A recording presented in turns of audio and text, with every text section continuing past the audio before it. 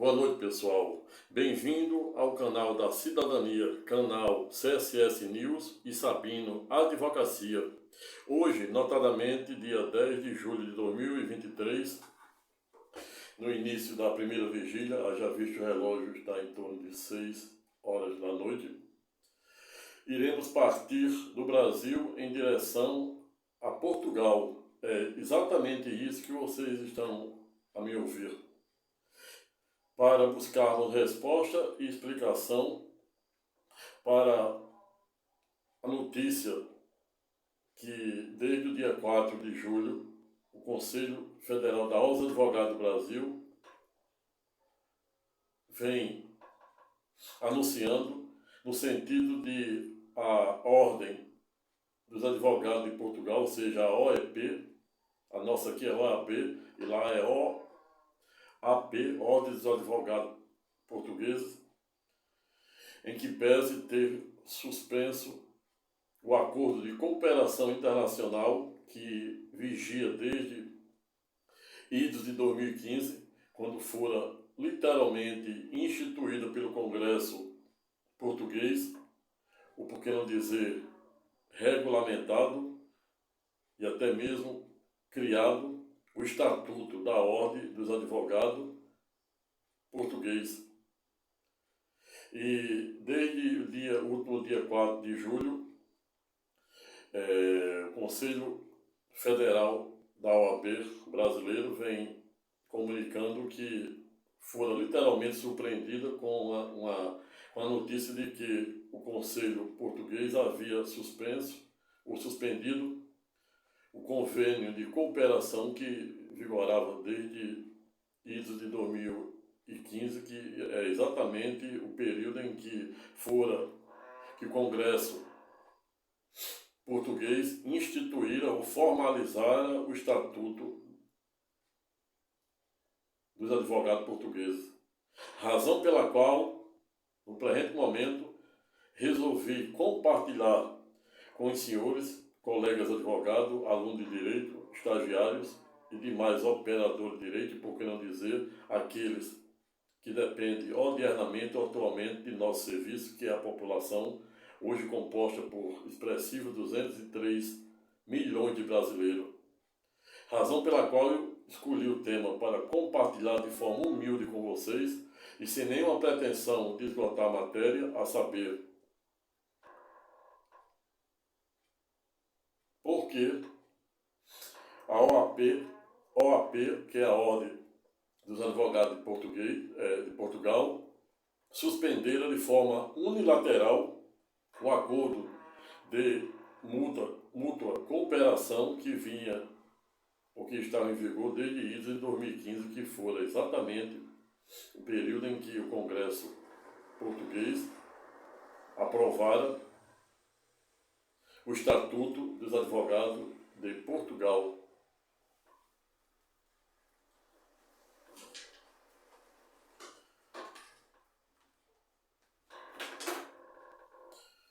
Dito isto, já passo diretamente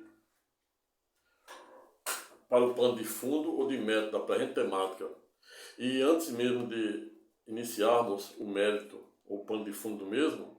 chamo a atenção dos senhores e senhoras, dando as boas-vindas para ambos, convidando para se inscrever no presente canal da Cidadania e, se gostar do presente vídeo aula, dê seu like, compartilhe o presente vídeo com o maior número de pessoas, colegas, advogados, estudantes de direito, estagiários e demais operadores de direito, em especial a população que depende diariamente dos nossos notáveis, necessários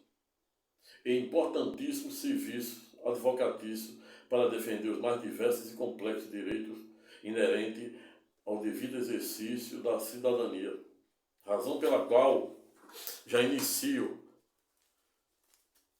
e já me caminhando para adentrar no pano de fundo e de mérito da presente temática, no sentido de lembrar, como venho a Iures fazendo nos mais diversos vídeos, aulas jurídicos, filosóficos, teológicos, que venho realizando não somente no presente canal, como no segundo canal que é conexo a esse, a saber, o canal do Dr. Sabino, que é também batizado como 3D, ou seja, canal da cidadania, canal de autoajuda e canal de ajuda do alto. Dito isto, já passo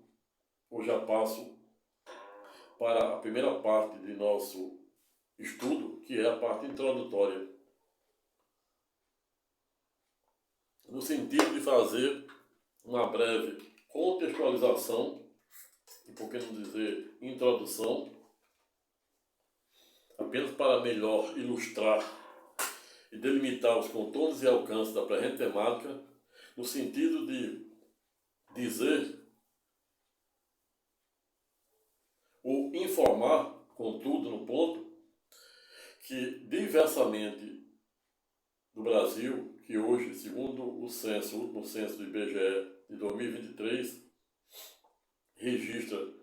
uma população de 203 milhões de brasileiros, ao revés, quando estamos a falar do Estado soberano de Portugal, a nossa origem, sob a perspectiva colonial, em que pesa, Portugal hoje, segundo o último censo de 2022, conta com 10 milhões de portugueses, cujo a sua maioria reside na costa, nas regiões costeiras de Portugal. E aí, apenas para melhor pontuar, e por que não dizer melhor arvorar o pano de fundo de método da presente temática, irei trazer alguns dados estatísticos apenas para tentarmos melhor compreender a razão pela qual Portugal, de forma unilateral e por unanimidade também, resolvera, notadamente no último dia 4 de julho de 2023, semana passada, portanto, comunicar e surpreender os advogados brasileiros com a notícia de que havia suspenso ou suspendido esse acordo de cooperação internacional entre a Ordem dos Advogados do Brasil, a OAB, com a OAP, que é a Ordem dos Advogados Portuguesa, que está em vigor desde início de 2015, não obstante existir outros acordos desde início de 2008. Fato é que o exame instituído inicialmente em Portugal, antes de 2015, em que pese, fora literalmente declarado inconstitucional pela Corte Constitucional dos Patrícios, que é assim que eles são chamados, exatamente em razão de o Conselho, ou seja, a OAP, que é a Ordem dos Advogados de Portugal, à época, não terem feito a menor cerimônia, tampouco hesitado em instituir ou criar o clássico exame de ordem por meio de uma resolução do próprio Conselho. Razão pela qual o Tribunal, a Corte Constitucional dos Patrícios de Portugal, julgara literalmente inconstitucional o exame naquele formato, simplesmente por ferir reserva de lei, assim como o nosso clássico artigo 5º, inciso 13, que também já fora literalmente objeto de deliberação pelo Supremo Tribunal Federal, STF, que segundo o Rui Barbosa tem a faculdade de errar por último, e na ocasião, cuja relatoria fora do eminente ex-ministro Marco Aurélio, que gostava muito de dizer que tinha estudado na Universidade de São Francisco,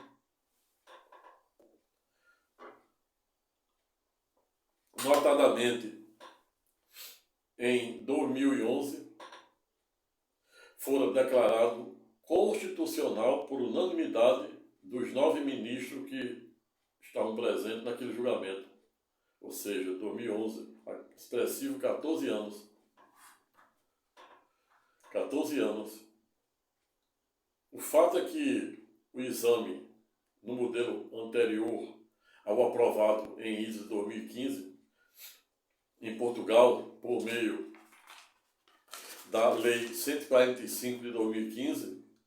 que oficialmente instituiu, observando a reserva de lei da lei e regulamentando a Lei 2 de 2013 de Portugal, e também por simetria com base no artigo 47, número 1, que é quase que idêntico ao nosso clássico artigo 5º, inciso 13, que foi objeto do julgamento da ADIM, pela qual, à época, em 2011, 9 ministros no plenário do Supremo Tribunal Federal declararam ipsilítis, ou seja, literalmente constitucional, a Lei 8.906 de 94, que instituíra o nosso exame de ordem no sentido de dar uma interpretação conforme a Constituição, artigo 5º, inciso 13, que se trata de uma norma contida, e para quem não sabe, norma de eficácia contida é aquela que, não obstante ter eficácia imediata, todavia, em que pese, ela pode sofrer tanto ampliação do seu alcance, como também restrição. E foi exatamente isso que a Lei 8.906 de 94, que instituiu o Estatuto da Ordem dos Advogados do Brasil, no qual eu faço parte, e pelo qual também, por via reflexa, exige de todo bacharel de direitos que seja aprovado no clássico exame de proficiência, ou seja, o exame da OAB, composto por 2 fases. Foi exatamente o que o Supremo decidiu, dizendo ser literalmente constitucional a Lei 8.906, de idos de 1994, a expressivo 29 anos, no sentido de dizer ser literalmente constitucional a Lei 8.906, à luz do comando do artigo 5º, inciso 13. E por simetria foi exatamente isso que também fez a Corte Constitucional dos Patrícios de Portugal, com base no artigo 47, número 1, da respectiva Constituição Portuguesa, que ipsilítis é quase a mesma coisa do que fala e do que disciplina o nosso artigo 5º. A única diferença é que eles declararam inconstitucional o exame de lá. Por quê? Porque feriu ou ferira reserva de lei, conforme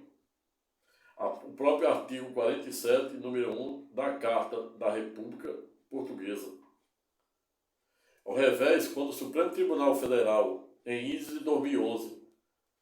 por unanimidade, ou seja, 9 ministros que participaram daquele julgamento, cuja relatoria fora da lavra do eminente ex-ministro Marco Aurélio, pela qual gostava de enfatizar ter estudado na clássica Universidade de São Francisco,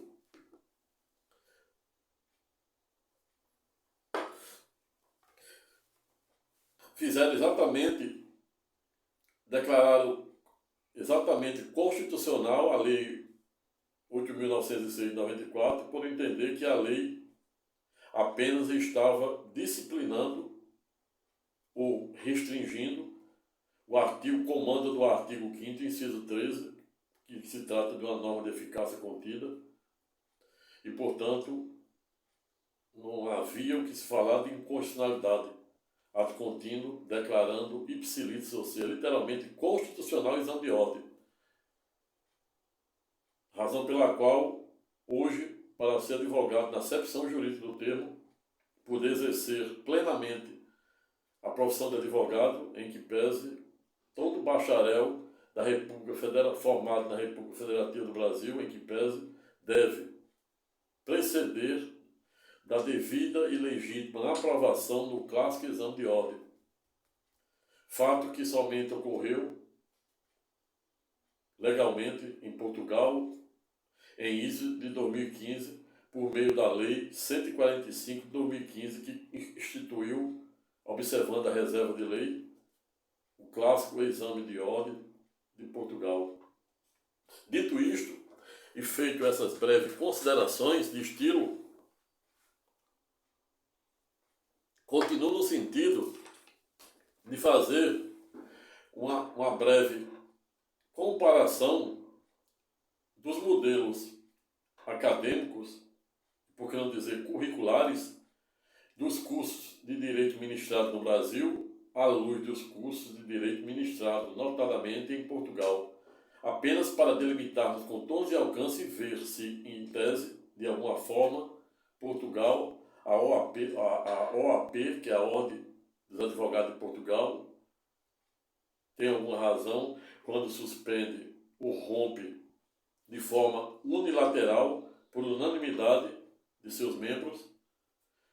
dado acordo de cooperação internacional com o fito ou propósito de possibilitar o exercício recíproco de advogado brasileiro em Portugal e, por via reflexo, de advogado português no Brasil, como hoje existe no mínimo 2.000 advogados inscritos na Ordem dos Advogados do Brasil, segundo as estatísticas, em contrapartida de que dos 34.000 advogados inscritos no Conselho Federal da Ordem dos Advogados Portugueses, existe 3.100 advogados brasileiros que desde 2015 advogam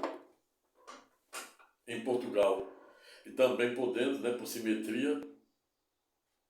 dado convênio e dado tratado de cooperação, também se estendeu a 27 países membros da União Europeia, abrindo fronteiras profissionais para profissionais de diversas nações, notadamente o advogado que vem hoje, somente hoje, até hoje tem em média 3.000, dos 34.000 advogados inscritos na Ordem Portuguesa, tem 3.100 que são advogados brasileiros, em contrapartida que aqui na Ordem da OAB brasileira a gente tem 2.000 advogados de origem portuguesa advogando também aqui no país, mostrando a importância de dado acordo de multicooperação internacional. E é para isso que existem os tratados, desde a Convenção de Viena de 1969, que também será objeto de um vídeo-aula, onde eu irei verticalizar a importância do Estatuto de Viena de 1969, que em uma primeira síntese estreita se vira para regulamentar todos os tratados internacionais logo após a Primeira e a Segunda Guerra Mundial, que se deu ou se encerraram em idos de 1945, quando os Estados Unidos jogam as duas bombas, uma em Nagasaki e outra em Hiroshima. Mas isso aí será objeto de um vídeo-aula, onde eu irei verticalizar uma aula de geopolítica, que também será objeto de uma das grades do presente canal, e esta é mais uma razão pela qual eu lhe dou para se inscrever no presente canal, para poder não perder a respectiva aula de geopolítica e de constitucionalismo, sobretudo de jurisdição constitucional, onde irei falar um pouco da jurisdição constitucional da Corte Portuguesa, jurisdição constitucional da Corte Americana, pela qual nós copiamos, não obstante os americanos copiaram dos britânicos, falar da teoria pura do direito de Hans Kelsen, irei falar da luta pelo direito de Rodolfo van Hering, irei falar do positivismo de Conrado Hesse, uma verticalização. Irei falar do constitucionalismo, neoconstitucionalismo e o transconstitucionalismo, que é o mais atual e o que está em voga, da lavra do eminente erudito escritor constitucionalista, a saber, Marcelo Neves. Mas voltando para a temática, se de um lado o Brasil tem, segundo o último censo do IBGE de 2023, 203 milhões de brasileiros, Portugal, ao revés, tem 10 milhões de brasileiros. 34 mil advogados inscritos, dos quais 3.100 são brasileiros que atuam lá por força desse convênio, doravante rompido de forma unilateral, o qual está gerando perplexidade ao eminente presidente da Ordem dos Advogados do Brasil e todos os seus membros, em nome de quem saúdo, com as honras de estilo, Dr. Beto Simonetti.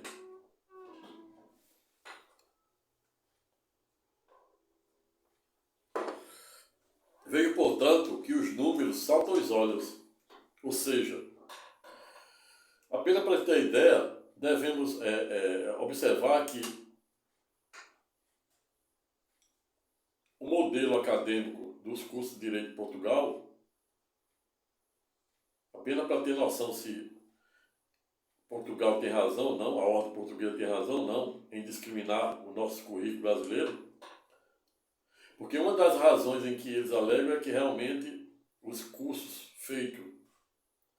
eles chamam do outro lado do Atlântico, está se referindo a nós aqui, até os países vizinhos do Mercosul,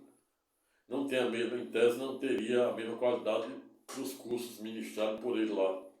notadamente na Universidade de Coimbra, Lisboa, etc., cujas estatísticas, cujo o DGES, que é a Direção Geral de Ensino Superior, nos revela existir 15 cursos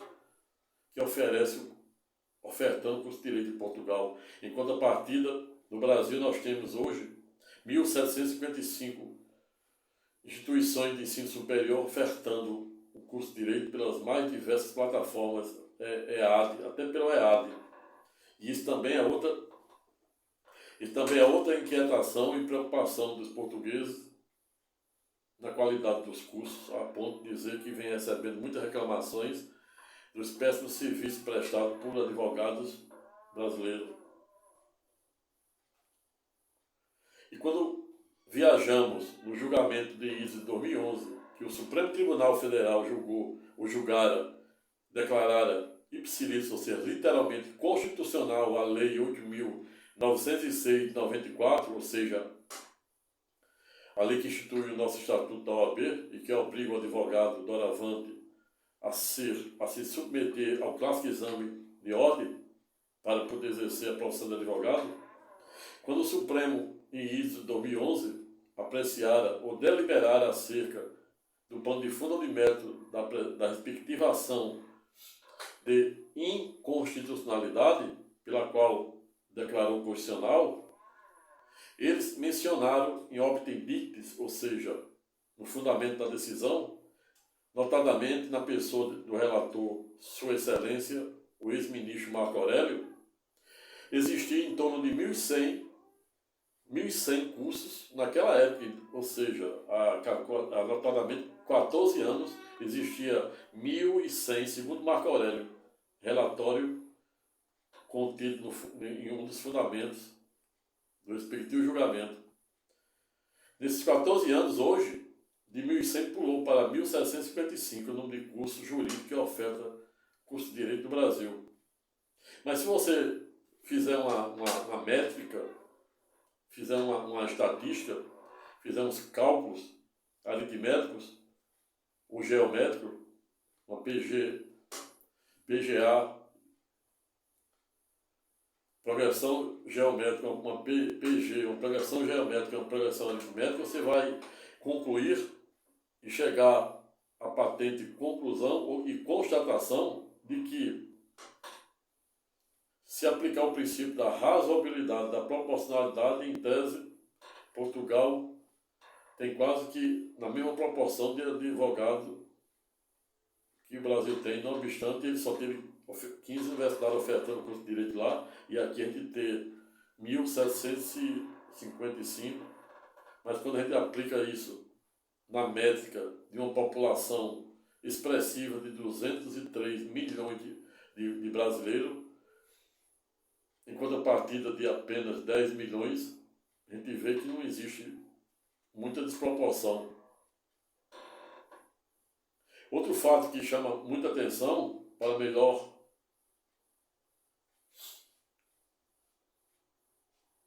arvorar o pano de fundo de mérito da perna temática e para facilitar a compreensão de dada temática, basta fazer uma cariação entre os dois modelos de cursos. Por exemplo, Portugal, o curso de Portugal, eles ofertam em 8 semestres e 4 anos. O graduando referendado com um título de licenciatura, que, em tese, sobre o aspecto acadêmico, ele tem mais por norte se destinar ao magistério do que propriamente ao exercício de uma profissão técnica como é a profissão de advogado, de engenheiro, enfermeiro, médico, etc. Ao revés, nós temos aqui 10 semestres, 5 anos, mais 2 anos de prática jurídica, e somos referendados, ou seja, quando colamos grau, somos agraciados com o título de bacharel em Direito, que, sob a perspectiva acadêmica, em que pese, é até mais extensa. Razão pela qual não consiste, não se sustenta a tese defendida por Portugal no sentido de querer, de alguma maneira, sem nenhum demérito ao mesmo, e em especial aqueles que por algum viés político, ideológico, filosófico, religioso, político e jurídico, em especial, pensam em sentido contrário, pois isso é democracia. Democracia é você se resignar de forma legítima e no palco adequado. Agindo assim, o difícil é errar.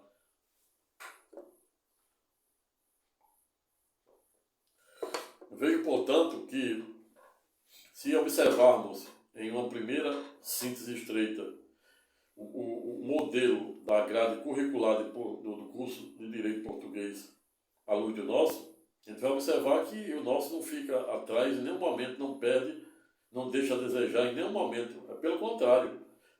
Para além da grade curricular ser superior, eles têm 8 semestres e 4 anos, nós temos 10 semestres e 5 anos e mais 2 anos de prática jurídica, incluso, é óbvio, né, dentro desses 5 anos. Somos graduados com o título de bacharel em Direito e eles são graduados com o título de licenciatura, que é ipsilis, em tese inferior a um título de bacharel. Razão pela qual não vejo como se sustentar a tese esgrimida pela OAP, ou seja, Ordem dos Advogados Português, em querer, de alguma forma, desqualificar os modelos acadêmicos do outro lado do Atlântico, pois isso é uma coisa, no mínimo, anacrônica, ou que não existe, ou que pelo menos não deve existir, à luz do princípio da razoabilidade e da proporcionalidade. Vejo, portanto, que os números saltam aos olhos e falam por si só. Não precisa ir muito longe para ver que não existe nenhuma disparidade a legitimar a tese sustentada por Portugal quando chega ao extremo de romper por unanimidade e de forma unilateral o acordo multilateral de cooperação que vinha vigindo desde 2015 por meio da lei 145,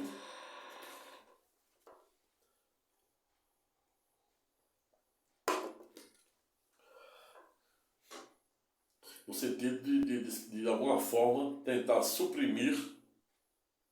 por que não dizer, praticar uma espécie de retrocesso cultural, em especial jurídico, em sede de uma interpretação restritiva e não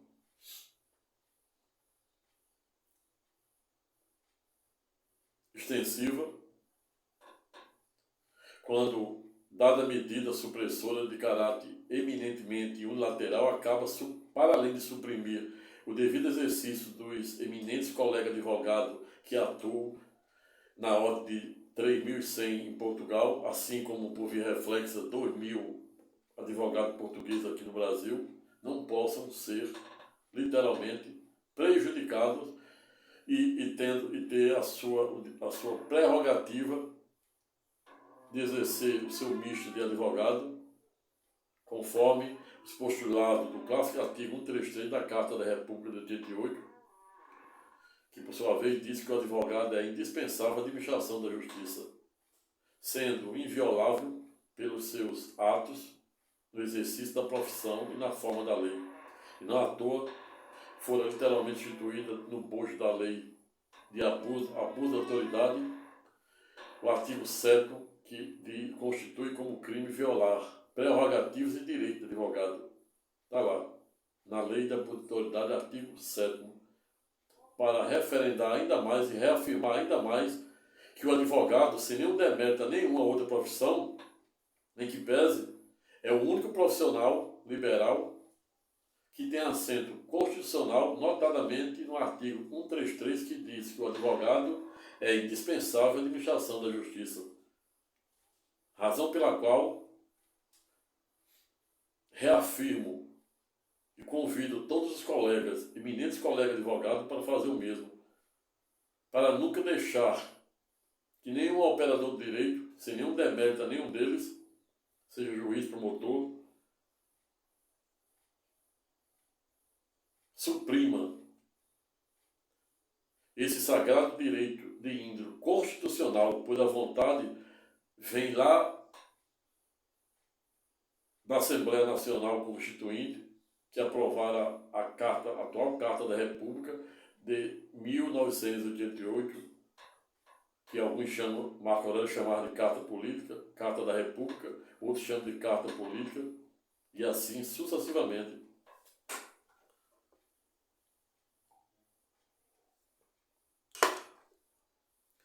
Vejo, portanto, que não existe muita razão para dada inquietação, e por que não dizer que não existe razão para a Ordem dos Advogados de Portugal ter, de forma súbita, rompido o elencado Tratado de Multicooperação Internacional a ponto de suprimir o devido exercício da profissão nos termos do artigo 5º, inciso 13, combinado com o artigo 133 da Carta da República, que diz que o advogado é indispensável à administração da justiça. Ademais, em que pese, contudo, portanto, no ponto, também não é um pouco demasiado assentar em uma última síntese estreita, que para além de o advogado ser essencial à administração da justiça, outro sim por via reflexa, o mesmo também é o primeiro juiz. De mais a mais,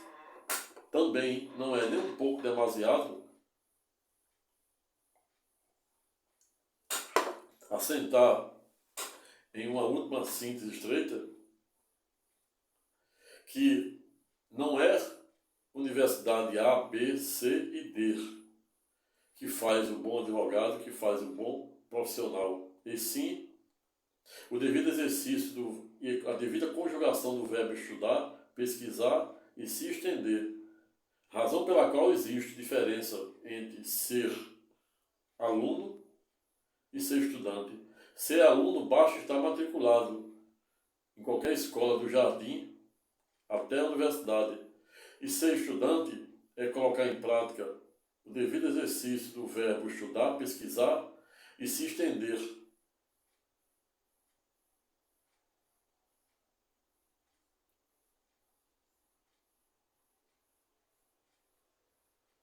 Razão pela qual finalizo o presente estudo temático no sentido de dizer